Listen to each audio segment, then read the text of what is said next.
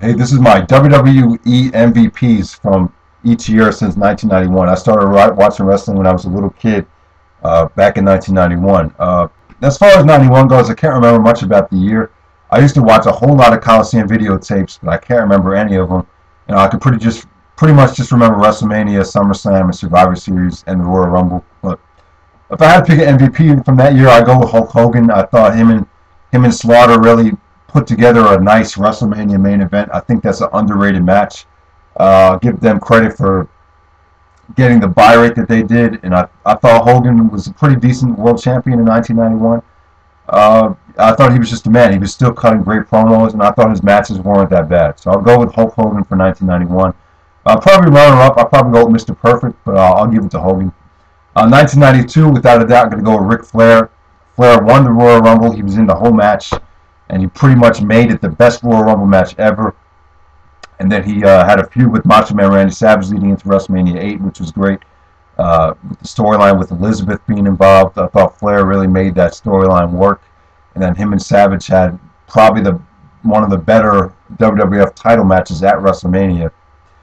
So yeah, got to give him credit for that. And then throughout the year, what else did Flair do? I mean, he was pretty much a team player. I mean, he was with them every step of the way. He was at every house show and put on decent matches. He put Bret Hart over in October of 1992. And I don't think that was a great match. I saw the match, but I didn't think it was that great. But, I'll give it to Ric Flair. 1992 was his year. His only full year in WWF until 2001. So I'll give it to Ric Flair. 1993, going to go with Bret Hart. Bret was actually screwed out of the belt at WrestleMania 9, as he would say. I want to do a whole video about this eventually, but yeah, I mean, he had a pretty good title defense against Razor Ramon at the Rumble, and then they took the belt away from him at WrestleMania 9.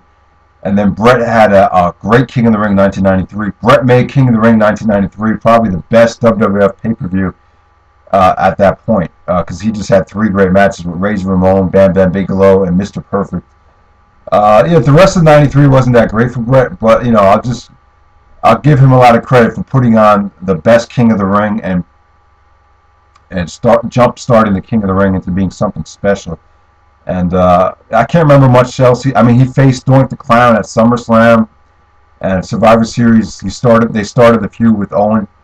So yeah, Bret will be 93, and I'll give it to Bret in 94 as well. Won the Royal Rumble with Lex Luger. Had a classic series match with Owen Hart at WrestleMania 10 and SummerSlam 1994. He had his moment. He finally dethroned Yokozuna at SummerSlam 1994. Then he just had epic matches on Raw with other guys. Like I think he had a great match with 1-2-3 Kid on Raw in July.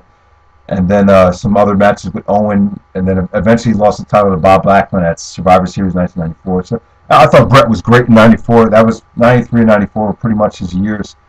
1995, I'm going to go with Shawn Michaels. Shawn actually won the Royal Rumble. He was #1 entrant and still won the Rumble. One of the better Royal Rumble matches. Then he had a match with Diesel at WrestleMania 11. Really carried Diesel to a great match. Shawn busted his ass in that match. He did a lot of great things. He flew all around the ring. Really made that match better than it should have been, even though it was kind of sloppy because of Nash. And then Shawn pretty much turned face and had a great IC title match with Jeff Jarrett at In Your House in July. And then he had another epic ladder match with Razor Ramon at SummerSlam 95. And then I think he was beat up by a bunch of thugs in Syracuse. So he took the rest of the winter off. But I'll still give it to Shawn Michaels because he had a great year up until SummerSlam. 1996, this is the easiest of them all, is Shawn Michaels. This is the best. I'm going to say this is the best year anyone's ever had in the history of the business.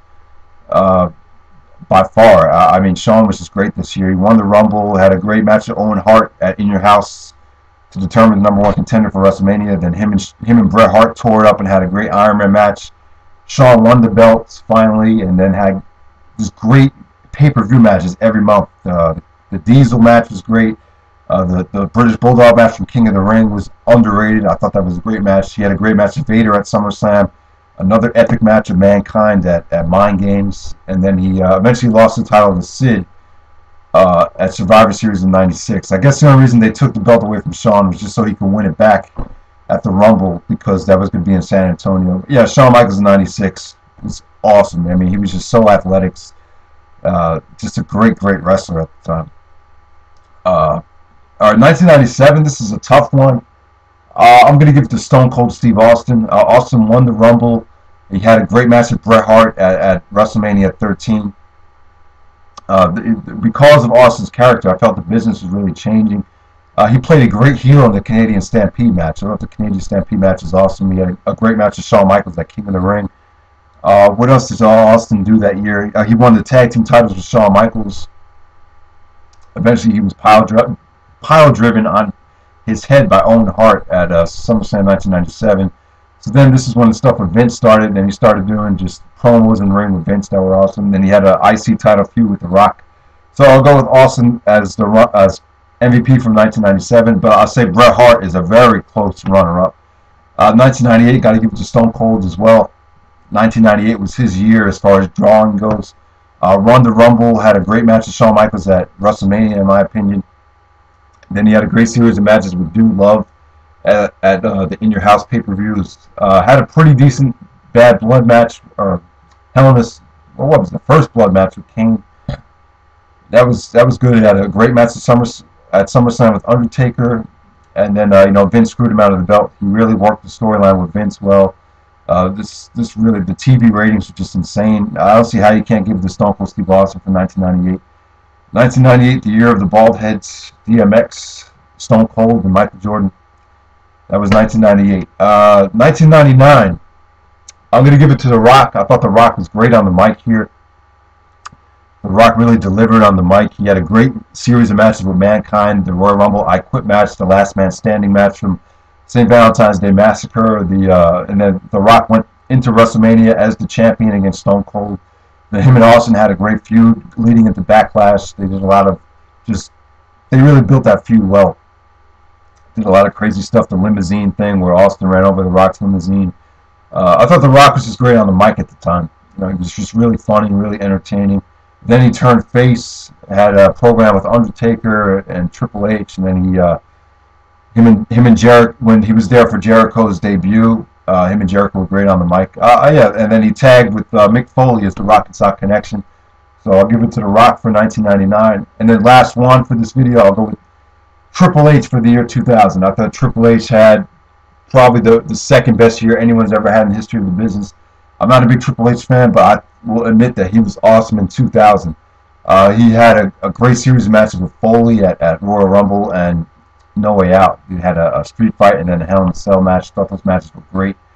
Defended the title at WrestleMania. First heel ever to defend the title at WrestleMania. And then he had a great series of matches with The Rock at Backlash. And he had the Iron Man match at Judgment Day. Then he lost the belt. Had a great feud with Chris Jericho. The feud between Jericho, Stephanie, and Triple H was great. It had a great Last Man Standing match. Probably the best Last Man Standing match ever at Fully Loaded. And then SummerSlam. He was in a triple threat match with Kurt Angle and The Rock. He had a great feud with Kurt Angle. Not great matches with Kurt Angle, but I thought the feud was pretty good. And then he had a great match with Chris Benoit, No Mercy of 2000. Probably the most underrated match of that year. And then he had a feud with Stone Cold Steve Austin leading into Survivor Series 2000. So Triple H, without a doubt, the MVP of 2000. I'll be back with 2001 through 2009 next.